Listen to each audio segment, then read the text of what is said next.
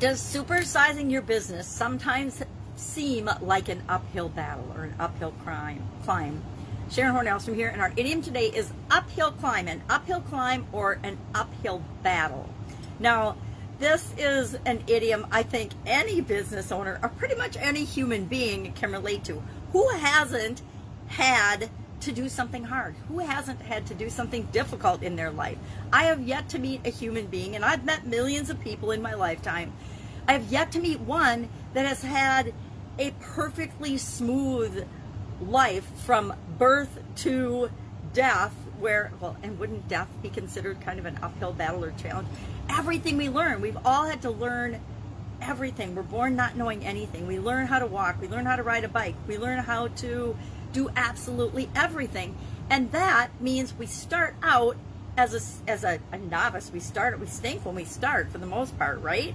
I don't know very many people that the first time they do something, they're just so epic at it that they know it's their lifelong dream. And, you know, more power to the gifted few that happens for.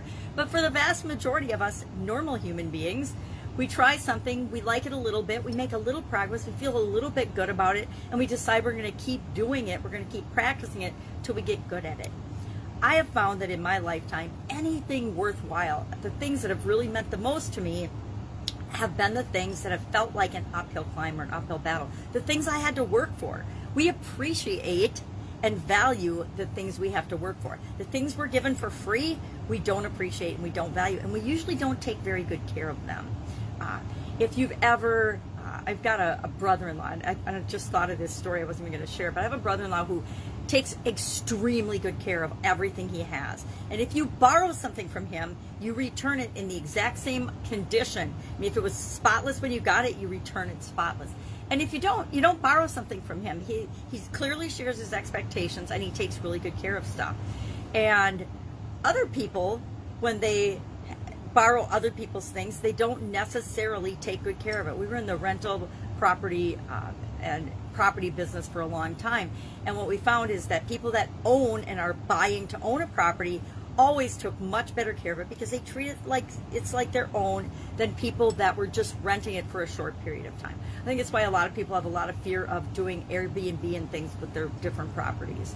So where did this idiom come from? Where did this expression even come from? An uphill climb or an uphill battle? We all know it takes more effort to walk up a hill than it does to walk on level ground or to walk down it. I think we've all experienced that, right? It's a lot easier to walk on from room to room than to walk up a flight of stairs.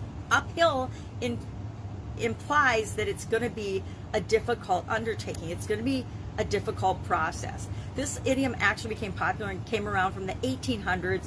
The uphill battle one from a little bit sooner. They think maybe from the War of 1812 or from the Napoleonic Wars or any other number of battles and altercations that were going on at the time.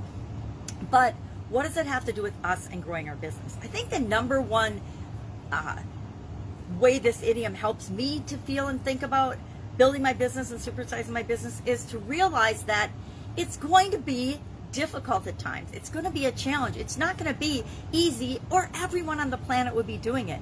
How many people do you honestly know that are trying to build and supersize and grow a business like you are?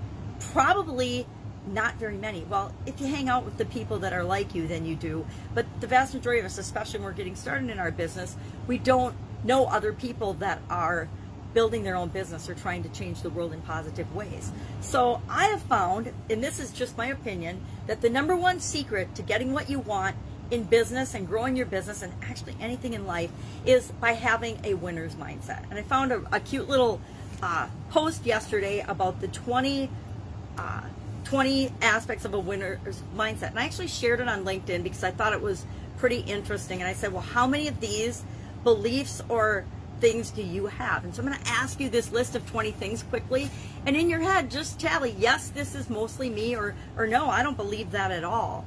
I will admit that back in 2010 I had some of these, but I definitely didn't have and adopt and believe all of these. Now, with a few tweaks or a few changes in definition, I would say I have the vast majority of these, if not all of these, because I have found that my life's a lot happier when I have these beliefs, when I have a winner's mindset. It's like having an open mindset and a flowing mindset versus a closed mind. People with an open mindset, hint, hint, they're a heck of a lot happier and more successful than people with a closed mindset. It's like having an optimistic or a pessimistic attitude or perspective on life.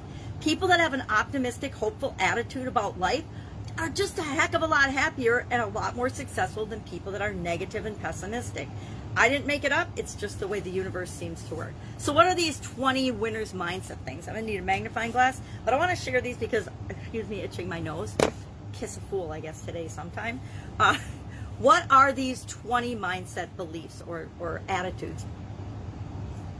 I guess they're mostly beliefs. And some of them are global beliefs and some of them are personal beliefs. Number 1, life is beautiful. Number 2, I appreciate everything I have. Number 3, I choose to be happy. Number 4, I am enough. Number 5, I am responsible for my own actions. Number 6, even if I fail, I will try again. Number 7, I can get through anything. Number 8, I am confident because I believe in who I am.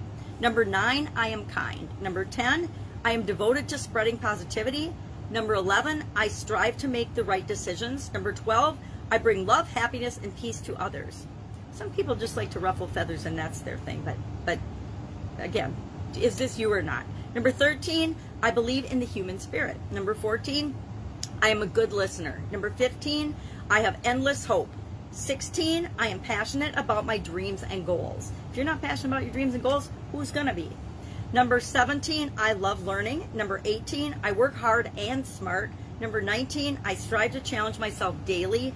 And number 20, each day is a blessing. So that is not my list. It's a list from at SIBELTEHAAR. I have no idea who that is, and I didn't look it up. I just thought it was a fun thing to share because we need reminders about things like this all the time, especially when times feel difficult or challenging. I don't know any business owner, me included, or any person that wasn't impacted by COVID-19 last year. And that was extremely difficult, challenging times for the vast majority of the population. Yet, if you had and have this winner's mindset, you weathered the storm of it and are continuing to move forward and make progress. So curious, ask yourself those 20 things and, you know, how close are you to believing those? You know, I personally could argue with a couple of them, you know, endless hope. I would say endless optimism or infinite possibilities instead of hope, just because I define hope differently than other people do. But otherwise, it's a great list. And having a winner's mindset will help you to supersize your business, no matter how steep the climb, no matter how uphill the battle feels. And guess what? There's always people out there that can help you. There's people that have done whatever it is you want to do before you have. Learn from them, model them, spend an hour with one of them and see how quickly you make progress. And notice how many of the winner's mindset characteristics that expert you spend an hour with has and exhibit during your time together. All right, that's it. Have an amazing day. Love to know your actual experience with this particular idiom or expression, an uphill battle and uphill climb. Guarantee I've used it hundreds of times throughout my corporate career, my offline career, and my online career. Have an amazing day, and I will be with you tomorrow with another interesting challenge-related, change-related idiom, because that's what we're doing to coincide with the Get Up and Go Challenge this month, and what it means, where it came from, if we can find out where it came from, and how you might use it in your life. Remember, it's up to you to define things and say what they mean to you. I'm sharing what they mean to me. It's up to you to own them and say what they mean to you. Or if they're just, hey, that doesn't apply to my life or my business at all, and then just ignore it. That's your right and freedom. That's the cool thing about being free to make up our own mind. All right, have an amazing day, and I'll, of course, be with you tomorrow.